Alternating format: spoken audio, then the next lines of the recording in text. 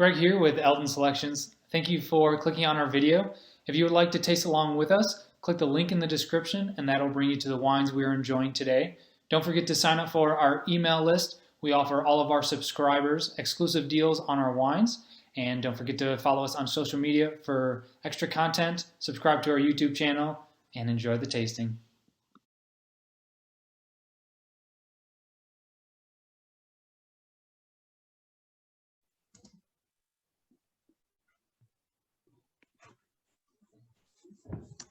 All right, hello everybody. My name is Greg. I work for Elden Selections here in the States. Thank you for joining us today. If you ever need any questions about wine or anything else, please feel free to reach out to me. The other person here is Stephen. He's a WSET certified teacher, knows a ton about Burgundy, living in Burgundy right now in the Domaine Germain Père. And then below, of course, is Dennis. He is the proprietor of Elden Selections and has been living in Burgundy for over 30 years and knows probably more than anyone I know about Burgundy. So the two wines that we'll be tasting, they're both from Domaine Germain. This is Saint Romain. This bottle is going to come from a few different vineyards, and then the other bottle is Sous Château from the same place. So those would be the two wines. Feel free to open the bottles and start drinking as we start to talk about the wines and the producers and everything. So with that, so let's get started with the tasting. Great. I'd just like to say good evening, good afternoon to everybody in America. It's evening here for myself and Dennis in Burgundy. You're very welcome. It's always fun to do these tastings with you guys.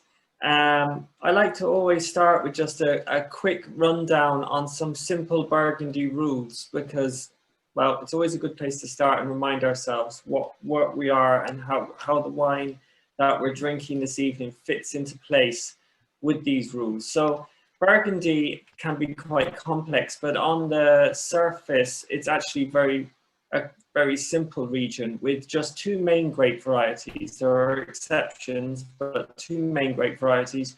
Generally, all the whites are Chardonnay and the reds are Pinot Noir. So two single variety wines. And there's only 4 classifications. And it's very important to remember that the classification in Burgundy is designated on the exact vineyard, the exact terroir, which makes it different to other wine regions, the way that they designate their classifications. So it makes the terroir in Burgundy extremely precious, and it's very important to remember that the classification is on the potential terroir, and it's up to the winemaker to reach the potential, to exceed the potential, which happens in a lot of cases with the winemakers that we work with. So, or sometimes, unfortunately, not reach the potential. And so that's what we try to do here. That's what we do with our feet on the ground here, see who's doing this. But there's only 4 classification categories. One is regional or Bourgogne on the bottle. A second one is village, which will have the name of the village on the bottle. For example, Saint Romain is a village. Coligny, Morichet, Gevrey, Chambertin, Chambon-Musigny, Beaune. These are all villages. Within the village, then you have their very best vineyards, which are known as Premier Cru. And then Grand Cru are individual vineyards designated as the very top of the tree for their potential to make wine. And then with the regions, it's very simple as well. You have Chablis, which is up in the northerly area, and the Côte d'Auxerre. And then you come down into the Côte de Beaune and Côte de Nuits, which collectively is known as the Côte d'Or. So we're in the Côte de Beaune with Saint Romain. So we could also say we're drinking either a Côte de Beaune wine or we're drinking a Côte d'Or wine. Both would be correct. And then you move down into the Côte Chalonnais and the Côte Mâconnais, and then eventually into Beaujolais. So they're the regions. So really think of it as just 2 grape varieties, 1 white, 1 red, Chardonnay and Pinot Noir, 4 classifications based on the terroir, and then 5 regions. So that's a very simple, very quick Burgundy basic lesson, but it's a good place to start. Yeah, it's always good for everyone to have the same basic knowledge.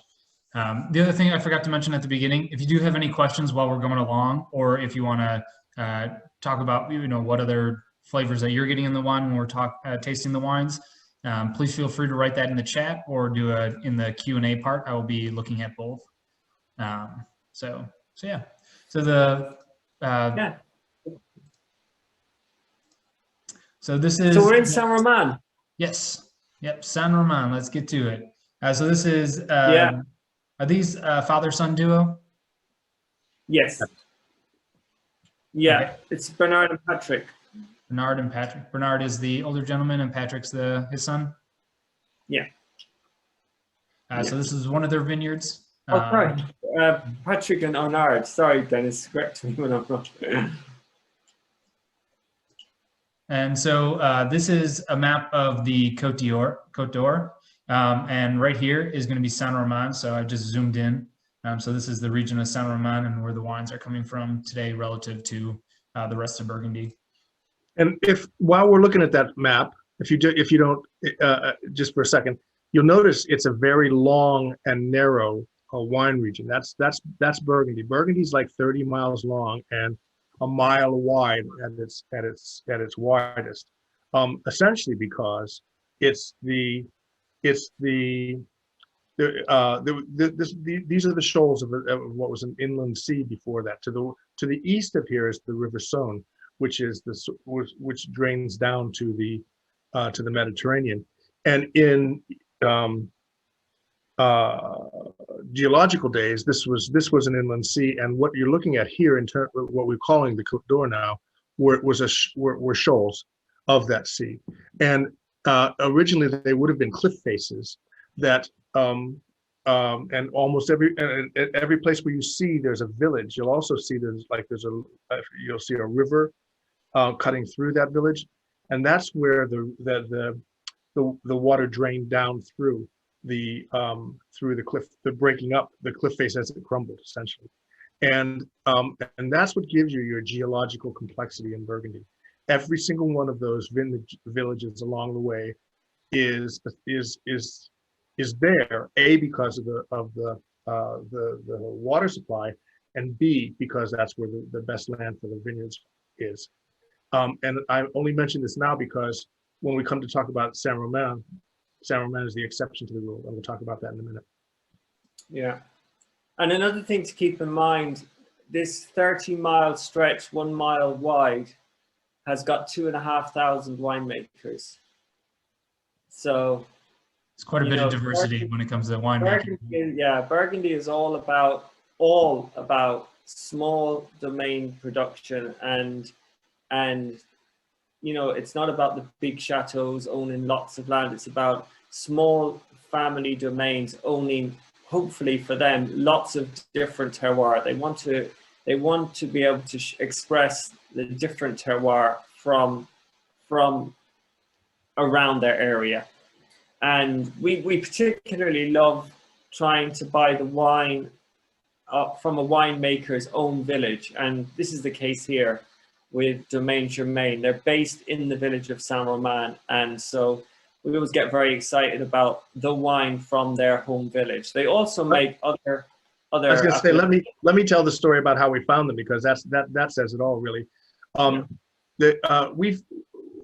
We have 40 producers that we work with, and we've met them at different times during our time here, and some of them we've known for a very long time. Some of them are relatively recent. The Domaine Germain is relatively recent. We've probably been working with them for about 5 years, but they sort of came out of the blue. My wife Ellie and I were in a restaurant one night at the same time that our American partners, David and Brenda Miley, were here, and we just, for some reason, went our own ways on a particular evening. And they went to one restaurant, we went to another restaurant. We both came back and said, we just found this amazing wine. But they said the same thing. Oh, we had an amazing wine too. Turned out it was exactly the same wine. It was the Germain Saint Romain Blanc. And we looked at each other and said, well, that's an omen. So the next day I called up the Domain and went to see them and said, we'd love to do a tasting, and ultimately we'd love to present your wines. And they said, well, we don't have, we have hardly any wines. I said, what do you want to present? Because they have a lot of different appellations outside of their village wine. We said, well, really, what we were interested in was this, where your Saint Romains. And they said, like, well, no one's interested in our Saint Romains. They wanted all the bigger name appellations. So they looked at us like, oh God, this may be a match made in heaven. So we have been representing their Saint Romains and not their other wines, which are also very good. But I mean, there's something noble about working with the wines that a quality winemaker produces from the land they grew up on, essentially.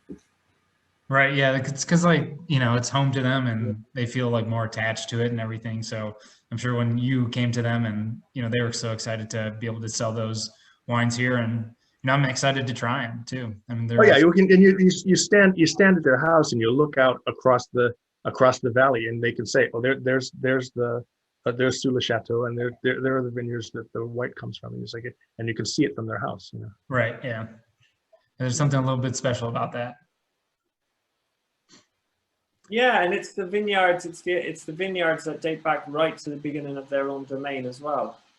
And you can be sure it's the wine that they're drinking regularly and their neighbors are drinking. So Right. in Burgundy, you always make a good wine that if your neighbors are going to drink. It's a small village mentality. Impress your neighbor. But I think coming back to Saint Romain, for me, it's actually probably the most beautiful village in the Côte d'Or. I think it's just so picturesque. It's absolutely stunning. The drive up through it, the little houses, and it's just, it really is. If you could pick a little village to rest in, it's a good one. Very, very pretty. It is. Yeah, this is a great picture of it. This is actually coming from, looks like an aerial view, but. It is an aerial view, but there's, off to the left of the screen is a very tall cliff face, which we'll see in another photograph, yeah, where when you can get up on top and look out over the entire plain of the River Saône, and you really do get a sense of what this inland sea was all about, because it just sort of just fades into the mists in the distance. So just so everyone's aware, this picture right here, or this vineyard right here, is where Sous le Château is. So that's where the wine today that we were drinking is coming from. The red. Yeah, the red wine comes from there. The red, correct. Yeah. And the white comes from several different vineyards in the village of Saint Romain. Yeah. And so you see that on a lot of, and that outcrop, or the kind of raised plateau that you see on the village photograph, that's where the chateau originally stood. So the original chateau stood up on that plateau. So now the vineyard is called Sous le Château, under the chateau. So under where the chateau used to be. Oh yeah, if you could stand on the old ramparts of the ancient chateau and jump off, and you'd land in the vineyard. Yeah, it is literally right under it. Yeah. Yeah, and Mike was saying that the village was actually built from a lot of the ruins of the chateau. Oh wow, that's really cool. They just took the chateau and houses out of it. So here you can see the cliff face from a distance. So the village just sits underneath that cliff face. Okay, so should I continue with my story about the cliff face then, as long as we're here? You go. Okay. For it. Well, this is the only place where that cliff face that we were talking about earlier did not crumble. I mean, if you stand in Gevrey-Chambertin and you have what the French call a combe, what the English call a coombe, it's essentially a river valley that comes down from above a cliff and breaks down the cliff face. What happens then? Long story short, if you're in limestone country, limestone slurry is clay. So as the geological time, the water comes down through these cuts in the cliff face, break down the cliff face, carry limestone slurry, clay, out into the plains, and then as the cliff face breaks down, you have more or less complicated rock structures in the, think of it as a, you know, really slow hydraulic effect. There's an eddying effect at the bottom of the coombe of the river valley. So, and that's where the river valley becomes the clay, which is the heavier soil, and that's where you get your regional and your generic wines, and your village wines. But as you go up into the river valley and the cliff face breaks down, that's where you get more complicated soil. That's where you get your Premier Cru and ultimately your Grand Cru. Essentially, the difference between a Premier Cru and a Grand Cru is a Grand Cru is a sun trap. It gets an extra little bit of maturity in the year. So But the interesting thing is, in Saint Romain, that didn't happen. So you have a river, you have a valley coming down from Saint Romain that doesn't have a lot of clay. And so it's a much more subtle wine for both Saint Romain and Auxey de Retz, which is at the bottom. But the interesting thing is that if you go further out into the plain there, that's where you have Meursault, Pouligny-Montrachet, and Chassagne-Montrachet. So you end up in a mineral situation in the plain, which doesn't have a lot of clay. So you end up with a much higher content of white wine soil as opposed to red wine soil, which is it's all the exceptions to the rule. yeah, Does that make sense? Very interesting. Yeah, it's really, yeah, explained well. It's very good. And so you can see the connection between these villages. There is a connection between these villages on the minerality, you know, and Auxey de Retz as well. You know, they have that similar minerality note, I think. So we do have a question. How many acres, hectares and acres do they own, and how much production of each wine do they produce? The production of the two wines is low. I mean, I'm not very good on acres, but hectares. They have, I think it's 3.5 hectares for the red, and the white is a little bit mixed up because it's different plots. I think it comes in around just under the 3. So Okay. Hectares. hectares. So that's Yeah, about and a hectare is 2.4 acres. So okay. So yeah, a little bit over like 7 acres or so. Yeah. Or I guess closer to 10 maybe. Yeah. Yeah. All the production, I mean, all production in Burgundy is small compared to a lot of other regions, because just the way, as we spoke before, about the classification of the vineyards. So, you know, it's not like in a lot of other regions, they can just expand the region to expand production of a particular chateau. Right. They can't expand the region, but they can expand into the commune, into the county, under a different wine law. But in Burgundy, you know, you're restricted to that one vineyard if you're making a single vineyard, Sous le Château in Saint Romain. So you're restricted to the amount of wine that one vineyard can give you, and that's why, you know, that's why the wine is rare. It's rare in Burgundy, and Right. so. They don't You know, have the ability to make a lot of it. They don't have the ability to just expand it out and just say, oh well, now that successful vineyard, we're just going to double it in size. It doesn't happen that way. It's Right. only the actual specific vineyard gets the appellation. So we have 2 really good For name. pairings, I think, that's going on with the white wines. One is a crab cake, the crab cakes that you sent.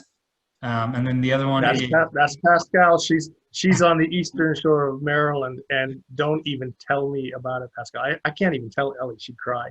This is what I mean. We're both Ellie and I are both from that area, and one of the things that we miss most of all is is blue crab and crab cakes. yeah. So I don't want to hear about it, Pascal. Yeah, but it does speak well to another point, and that's how good Burgundy wines, how well they work with food. and it's Okay. because of the naturally bright, refreshing acidity that's within the wine. So, you know, when you're eating something as perfect as that, every time the wine is just complementing and refreshing your palate, so your palate doesn't get tired. You can drink more wine, eat more food, and it just like not every wine in the world, you know, can complement food that way. Some wines are kind of bigger, oakier, and you know they're fine to open in front of a Netflix and watch a film with some, you know, but you know these wines are made for food, and good food like that, class food like that, it deserves a class wine. Yeah, absolutely. The other pairing we have is goat cheese on toast with fig jam, which I love Sounds goat good. cheese and jam, and that's a great pairing as well. Yeah, yeah. So And the goat go ahead. cheese itself, we were just talking about this earlier. You know, some of the cheeses, they have like a really nice acidic side to the food as well. And so sometimes if you're eating quite an acidic cheese, something with really bright acidity, can actually soften the acidity in the wine. So that's an interesting discussion to have about food and wine pairing as well. Both Yeah. white and red. Yeah. Both white and red, yeah. Yeah. So should we All right. dig into the white? Let's dig into the white. Let's dig into the white. So like This we has said been earlier, this has been one of what over the past couple of years. This has been one of our favorites here, and I think that's one of the reasons that you guys wanted to promote it tonight. Yeah. Put it forward. It's just this white is, how do you say it? It's like it has that it has a minerality all its own. It's not like that harsh the severe minerality that you get in the Chablis wines. It's not like the sort of heavier heavier stone minerality that you get in out in the plain. It's not like the Corton Charlemagne minerality, which is distinctive and sort of spicy and smoky. Saint Romain, if once you get to know Saint Romain, you can especially the whites, you can spot them a mile away. It's a minerality unto itself. Yeah, just kind of it's there, but it's definitely. kind of like, you know, man, you're right. It's hard to describe. It isn't like It's a anything else. soft. It's soft. It's Yeah. not. It's, you don't get that gunflinch. You don't get that smokiness. Really, you know, it carries the acidity essentially. Right. Usually it's the acidity that carries the minerality, but it's this, in this case it's almost like it's the minerality that carries the acidity, or I shouldn't say carries it, punctuates it, props it up, kind of thing. Right. Yeah. Yeah, it was a discussion. We drank this white Saint Romain next to Pliny La Garenne, and it was like the La Garenne had an intense, exact, spiky kind of minerality that was pointed. It was so linear and up, you know, and then this was it was a complete opposite, but both still bright. But one, I just think this is more like a rounded pebble, and the other one is like it washes over you, kind of. Yeah. Right. Yeah. And it accentuates. I mean, Stephen often talks about Chardonnay from this zone as having kind of like flavors of lime or like kaffir lime leaf and that kind of stuff. And this is the classic. I mean, to me, this is lime as opposed to lemon minerality too. Right. Yeah. Yeah. Yeah. Yeah. I get lime a lot. Yeah, a lot of lime.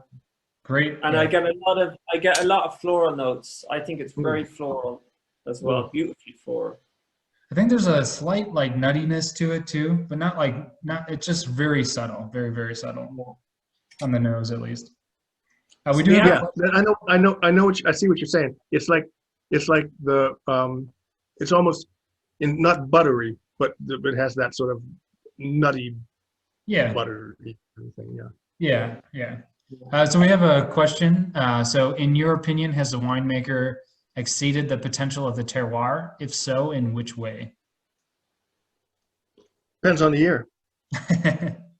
So no, more often it's more often that the piece of land itself it is just so how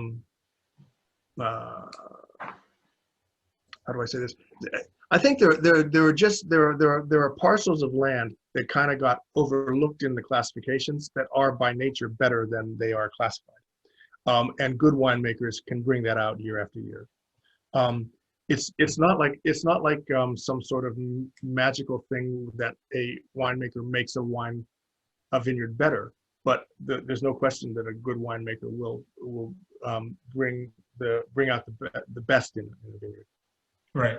It's just kind of like how the minerality brings out the acidity, and in the vineyard, a winemaker can really bring out that terroir and what you can taste in it and everything to really elevate it. So we talk about in terms of like precision and that sort of thing. Yeah. Right. What were you going to say, Stephen? On a blind tasting, I would say on a blind tasting, if you had this wine blind, and then somebody said to you it was a Premier Cru from, certain parts of Saint Romain or Oxy, the rest, you would be like, yeah, it matches it. So the fact that it's a village appellation, I think the winemaker, or maybe, well, this is a selection of vineyards, so I would say, yeah, in this white, he has exceeded the potential, but there is no Premier Cru in Saint Romain, and so there's nowhere, that Saint Romain just produces village AOC. So Sous le Château, in many people's opinion, has got the potential to make a Premier Cru quality, but it can never, unless the law, the Burgundy wine laws change, it won't be a Premier Cru. But I would say, we have a good few wines on our list, and if you honestly drink them blind, you think you're drinking AOC higher than what it drinks above its AOC. Right. Yeah. And that's really what you guys are looking to get to. I mean, that's why you're there on the ground. You guys get that opportunity to meet those winemakers who are doing that and really accentuating the vineyards and learning about how they're doing it. And so it kind of in every village there are a certain number of winemakers, and there are going to be good ones and bad ones. And the best ones are just they're a breed apart. They're just perfectionists. They're people who stop at nothing. They're out there in all weather, all year long. There's something about this incessant drive to make this to make their piece of land express itself. Yeah. Right. That's what Burgundy's all about. I mean, if once you get hooked on it, you're hooked. Yeah. Yeah. And sometimes people make the mistake. They drink appellation. They drink AOCs rather than drinking the wine or following the producer too much. I mean, I've met people in the past that say, I'll only drink Premier Cru or Grand Cru, and then you think to yourself, well, if that's the case, you'll never experience this wine. And there's great fun and experience in this wine. So, I think that's a nice. It's just find good winemakers, follow Dennis's taste, and that's what I've done. It's worked out fine, and enjoy the wines. But when you think of the effort they put into making this, so hand harvested, the age of the white is 45 years. This is interesting, yeah. So they don't destem the white, just press with the whole bunch.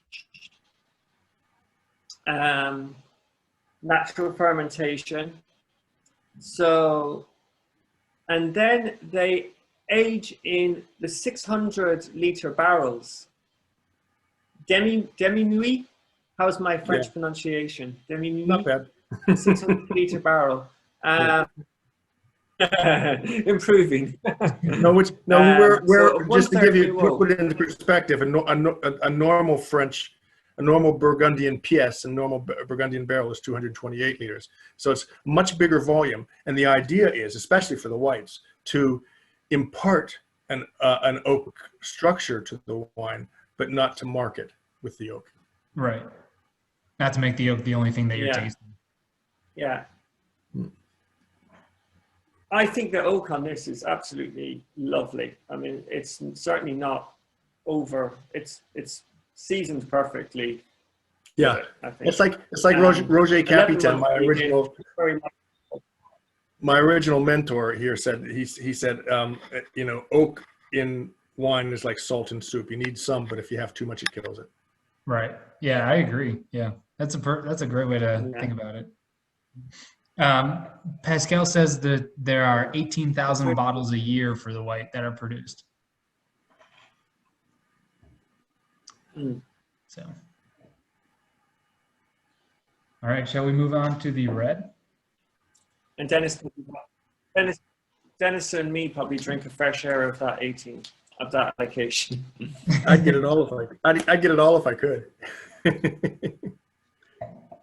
Something something that you guys always talk about is the excitement in the regional wines. And after trying a bunch of regional wines and everything, I totally understand what you're saying, is because you don't expect some of these wines to be as good as they are, and they're just magnificent. And just because of the laws and everything, they don't get the status that they should. But they're this is the whole point. You can go to any winery in Burgundy. I mean, if you go to the best known wineries in Burgundy, they'll have Grand Cru and Premier Cru, of course. They'll also have a bunch of village wines, but they'll always have a regional appellation of Bourgogne.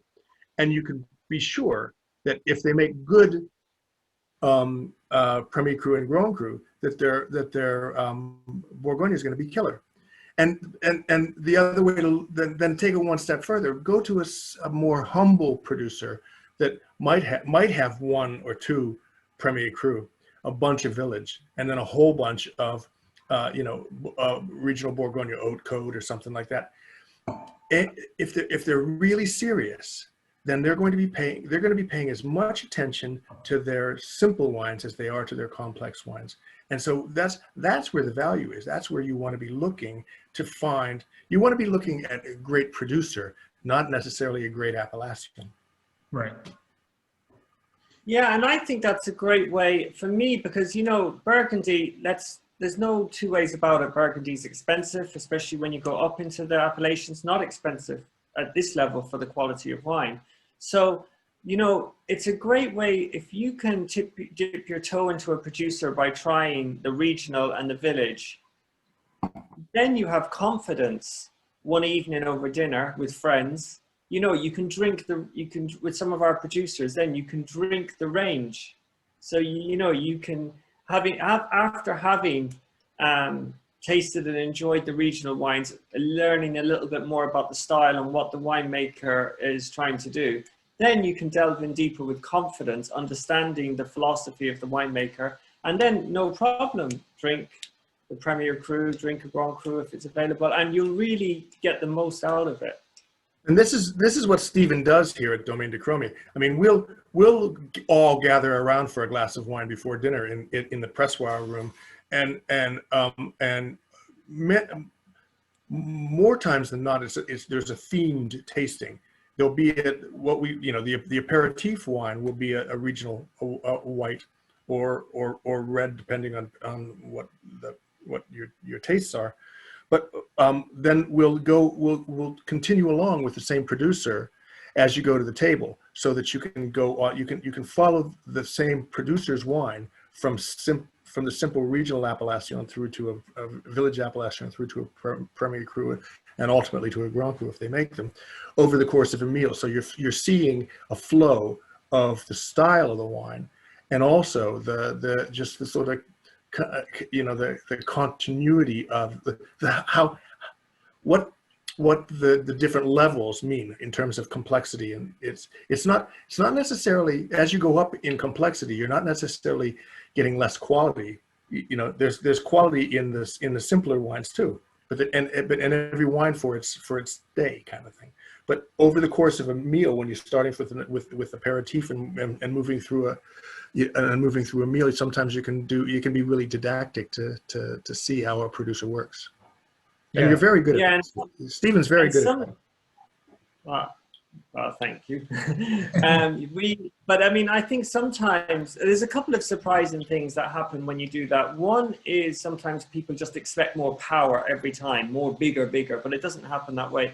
A lot of times as you go up in the different classifications, the wine has more gracefulness or more finesse or just, and that's the experience. And then to realize that that's the experience is interesting. And another thing, probably the most interesting aspect of it, at the end of the process, and you say to the people around the table, which one was your favorite? Some people say, actually, my favorite was the regional. Some people say, actually, my favorite was the Premier Cru, the Village. And then other people, the Grand Cru. And, there's no wrong answer because there's a drinking window, there's people's preferences. And, that's the best thing about really, really learning Burgundy. And you walk away then with the confidence in your own palate that you've developed, a kind of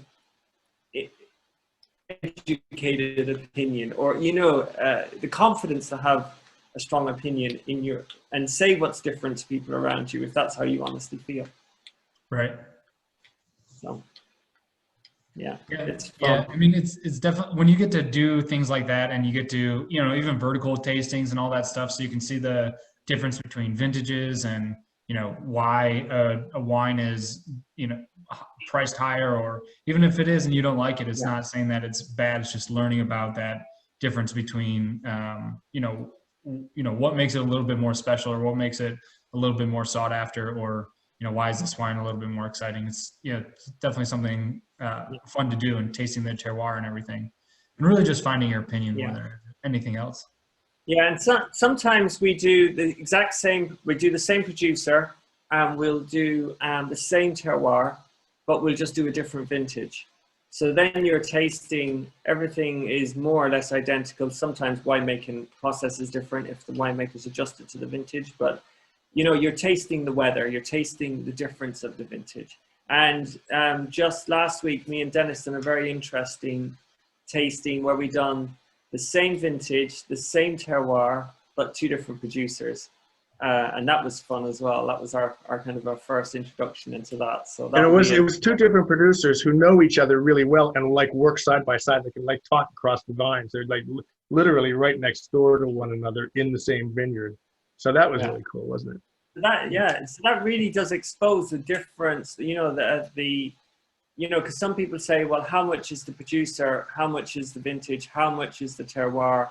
And then, today I was talking to Lily and I was like, well, we need to add another category because you as a drinker are also a factor. How you're feeling, what you're drinking with at the moment, and things like that. So. And if you don't mind my saying so, I firmly believe that it's what day you're drinking it on too, because there are windows, there are days in the lunar calendar where wines present themselves better than others. Some people think that's a bunch of hooey, but in my experience over the years, there's definitely something to do with the rhythm of the month too. Yeah, well, nearly every top winemaker has moved to a biodynamic way of farming, and that's very interesting. We could have a whole Zoom tasting on that because I've spoken to some and they're saying, okay, I didn't believe it. I still mightn't believe it, but I just know the wine is better when I farm this way.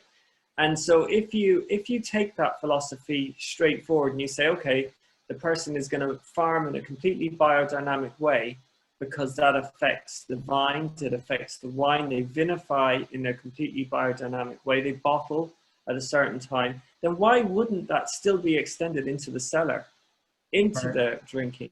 It's just a natural thing.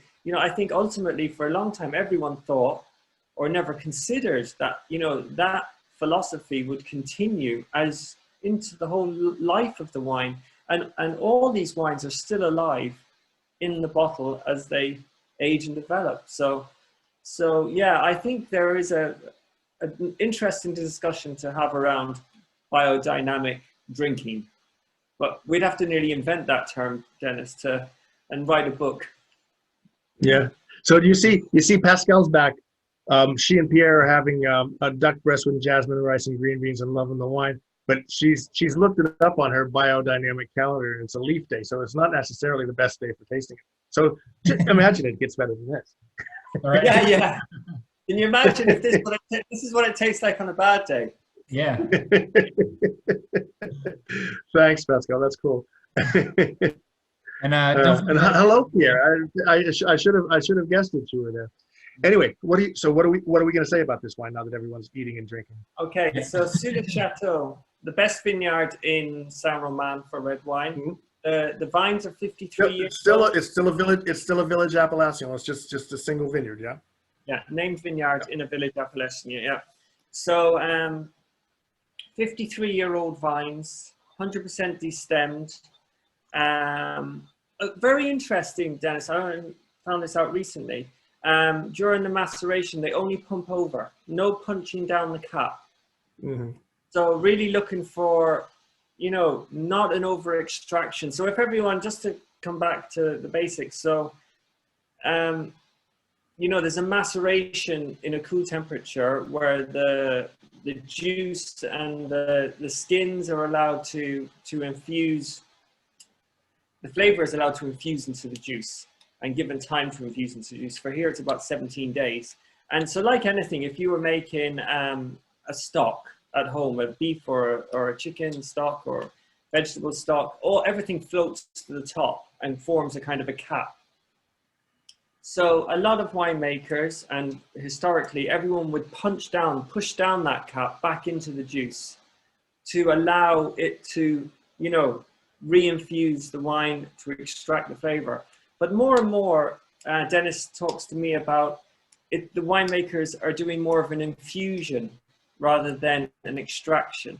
Rather than a maceration. Rather than a maceration. So here, all they're doing is taking the juice from the bottom of the tank and pumping it up and just allowing it to flow gently through the cap back into the vat. Well, you have to keep the cap wet, or it'll start to get moldy. So that's if you don't push it down, you at least have to keep it pumped over. Yeah. Interesting. Yeah, no, I know most people do a push down. Like at least like in my experience of making wine, it's been mostly people pushing it down, and some people still do the pump over as well.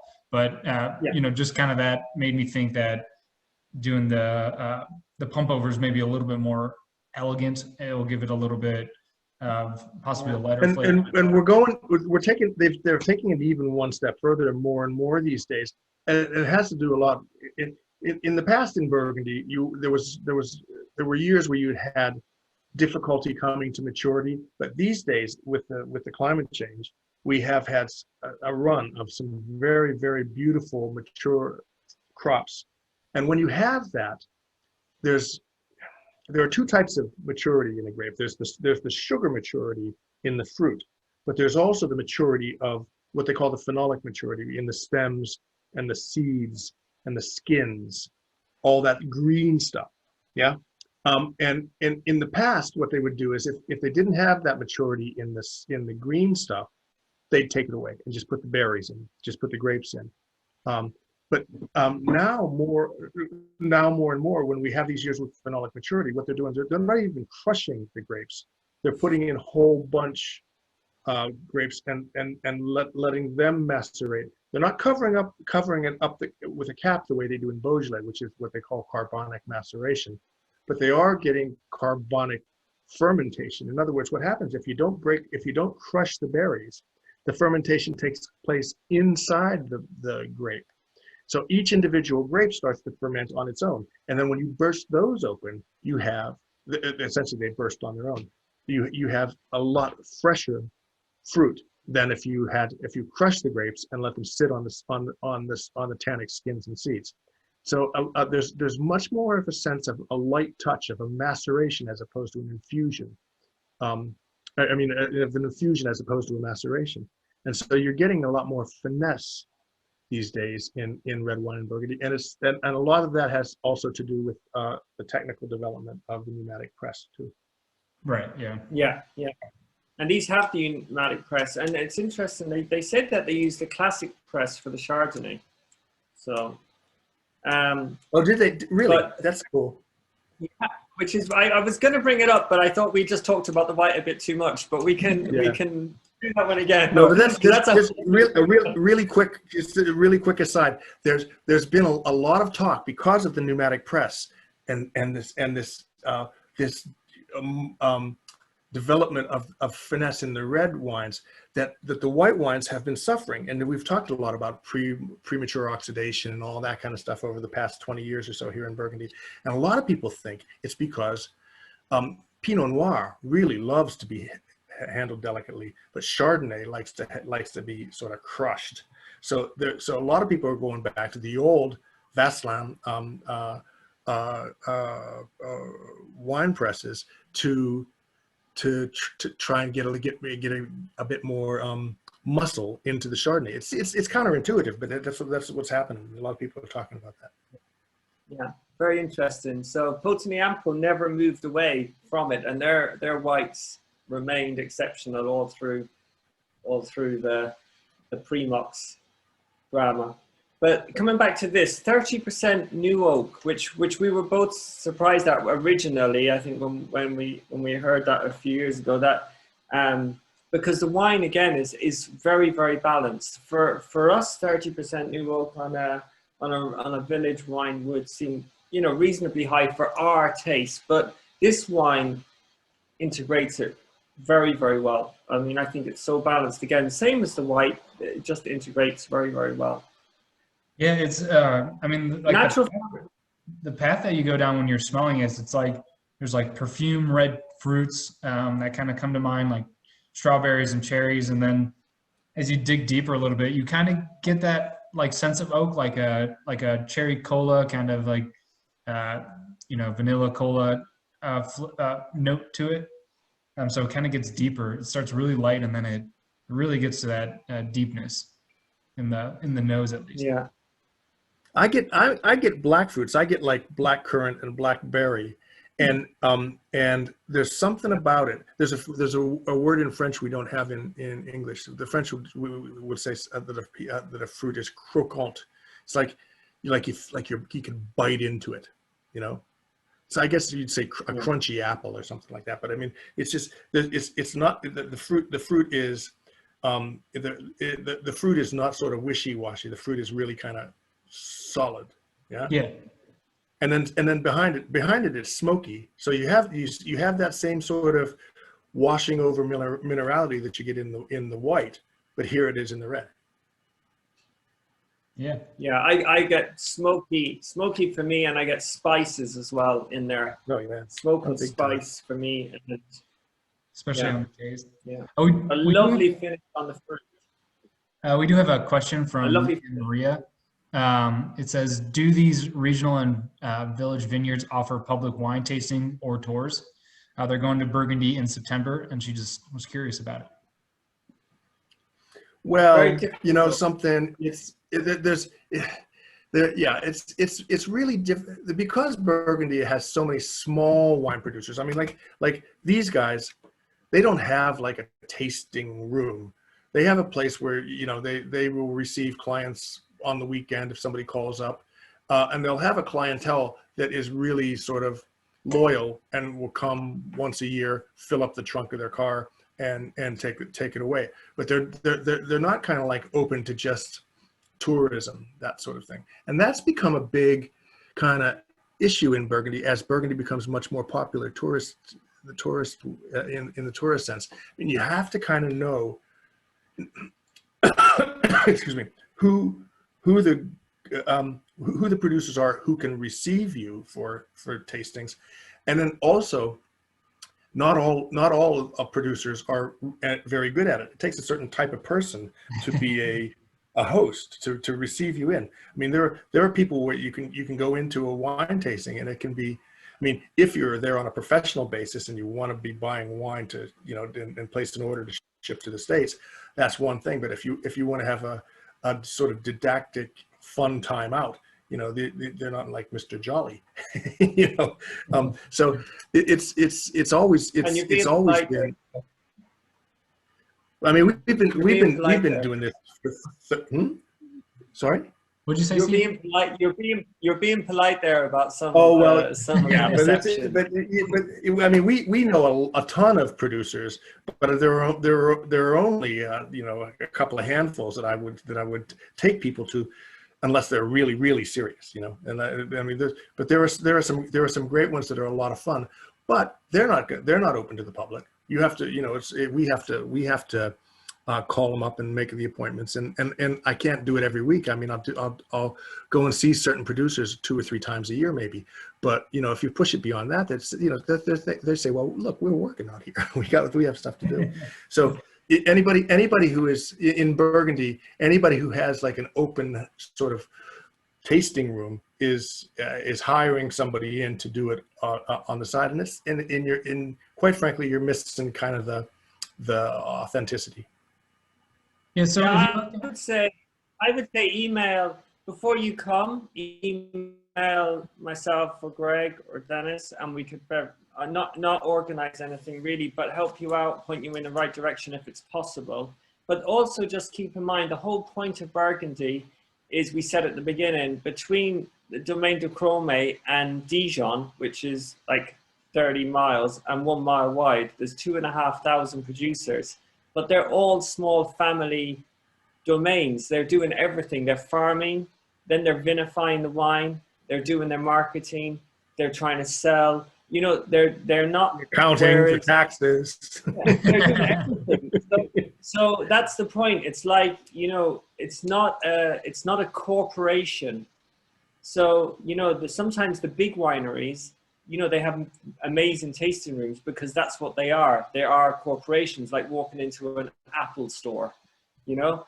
And, you know, it's designed for that. They make thousands of bottles, and it's a great experience. When you walk in, it's all flash. Burgundy, the whole point of Burgundy is it's the opposite to that.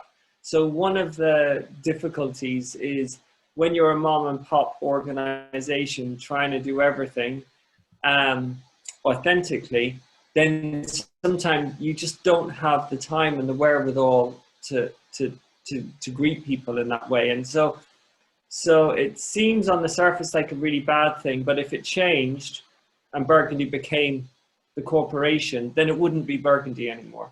So if that's, yeah, and I think your point, Stephen, is, I mean, you know, if anyone is thinking of coming, you know, get in touch and we'll see what we can do. I mean, we're happy to set things up if we can. That's the whole point of what we're doing here. I mean, both the producers and the consumers are happy to meet one another, you know, if the conditions are right and that sort of thing. And believe me,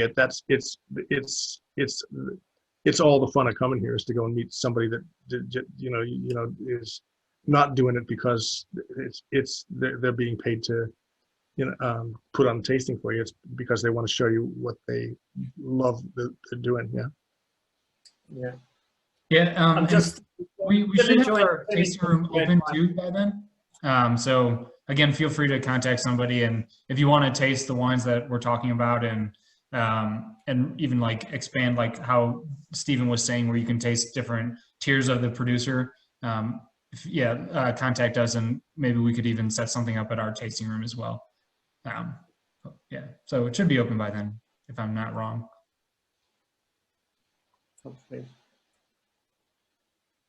So how is everyone enjoying the red? And what's the overall comments about both wines? I think the finish on the red is still in my mouth. It's just like, it's interesting because sometimes the last lingering finish is sometimes a minerality, sometimes it's a freshness, and this is really, I just still get the black fruits even on the finish. I have to say, all I really care about are the crab cakes.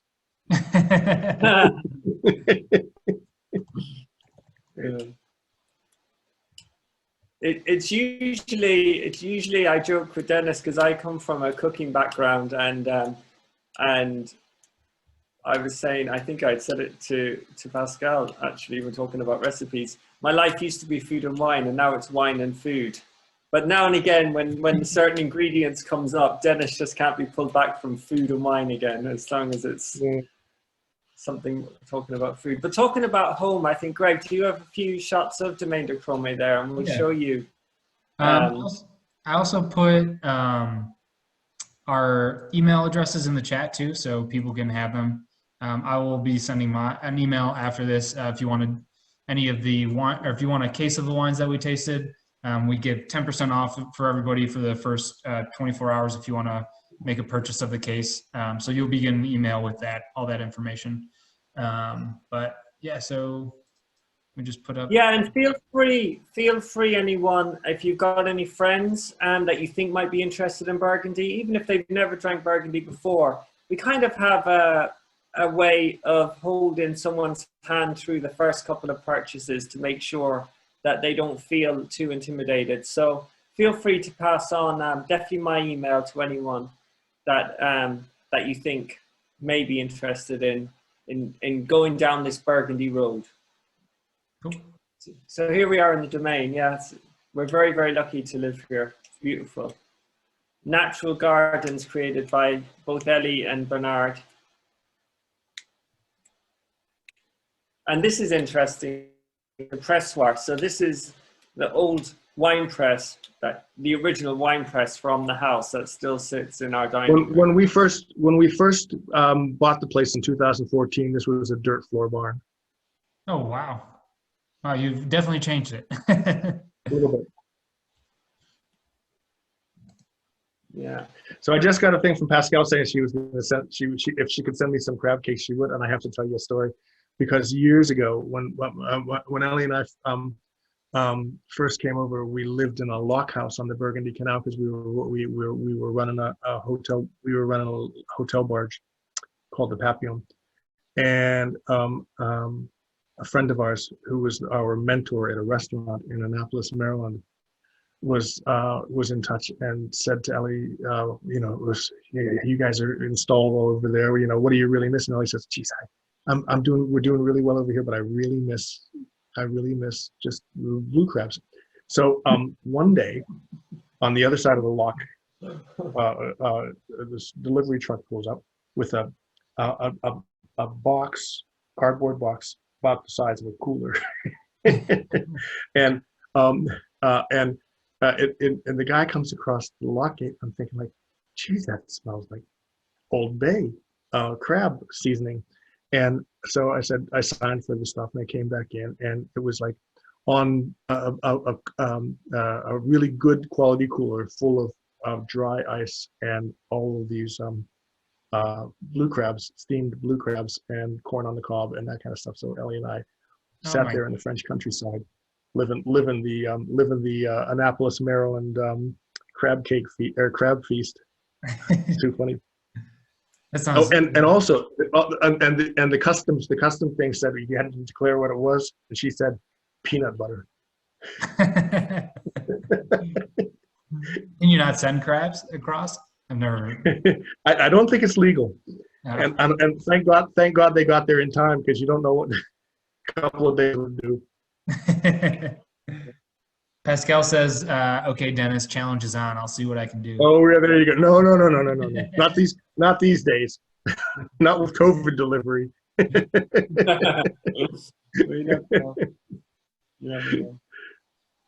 So here's the cellar at Domaine Germain. Yeah, it's very beautiful down there. It is. Yeah, and nice and cool in the summer. It's special too. It goes under two buildings, as you can see. We knocked through the wall into the cellar in the adjacent building, and that's where we store the wine, and this is where we enjoy the wine. Yeah.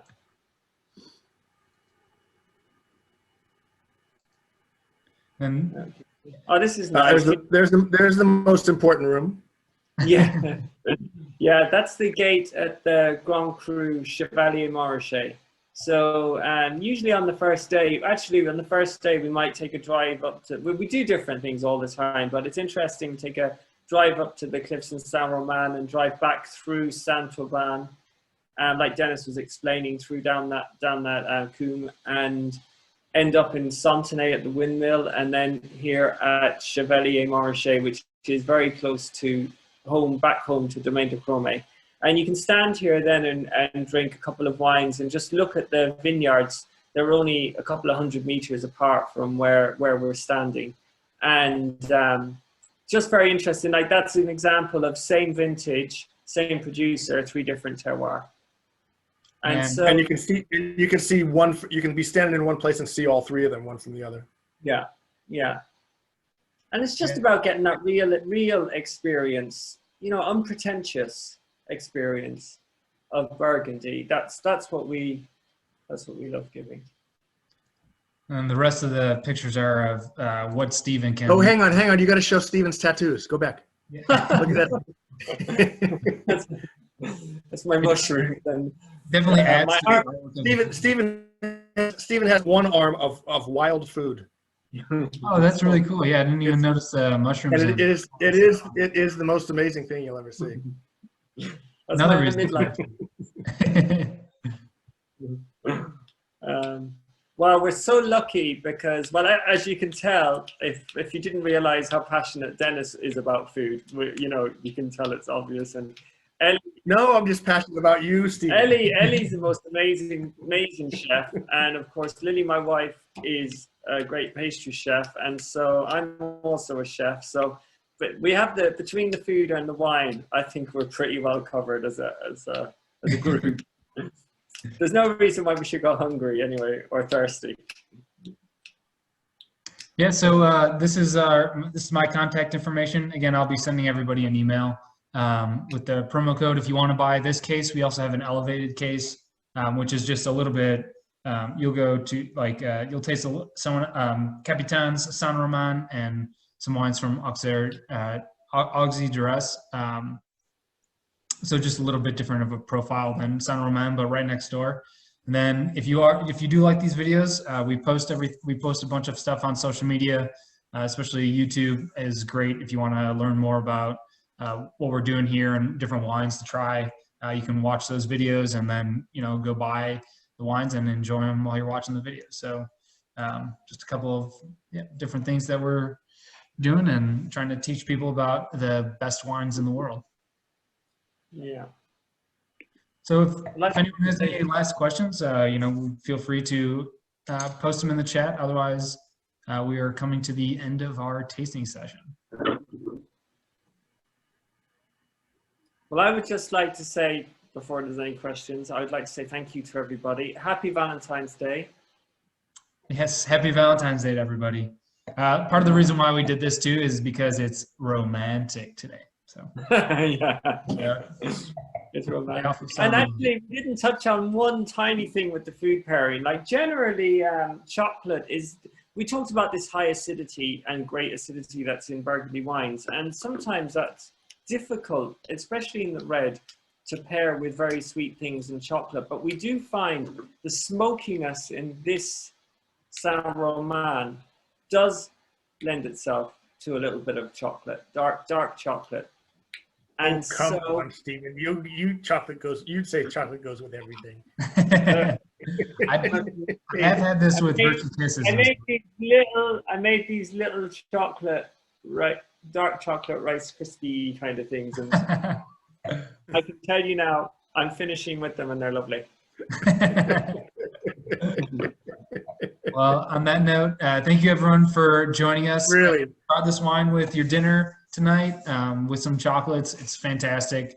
Enjoy the rest of your Valentine's Day with your loved ones, and we hope to see you, you know, on our next tastings. Looking forward to it. Next one is join us again. We're having a lot of fun doing this. Yeah. Busy. Especially when people are chiming in and everything. We love it. So keep up here with your comments. And yeah, we'll be talking to you all soon. Have a good day, everybody. Cheers. Thank you. Oh.